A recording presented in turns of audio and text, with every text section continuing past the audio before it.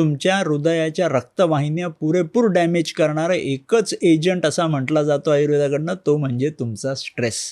मी चालायला जाते, मी चालायला जातो, त्याने किती फायदा होतो? जर माझ्या हृदयाला हार्ट अटॅक प्रूफ बनवायचं आहे तर माझा VO2 max दणकेबाज असणं हे गरजेचं आहे. 30शीतले आणि 40शीतले जे लोक आहेत त्यांच्यामध्ये हृदयविकाराचं प्रमाण वाढलेलं आहे. हार्ट अटॅक जिममध्ये जाणाऱ्या लोकांना सुद्धा येतात का? जर माझं हृदय 150-160च्या स्पीडला धावायला लागलेलं आहे आणि त्या हृदयाला स्वतःचा स्पीड जर कुठेही कंट्रोल झाला नाही तर तो हृदय कोसळू शकतो. चित्रगुप्ताने मला समजा 60 कोटी श्वास मला घेऊन पाठवलेला आहे या पृथ्वीवरती.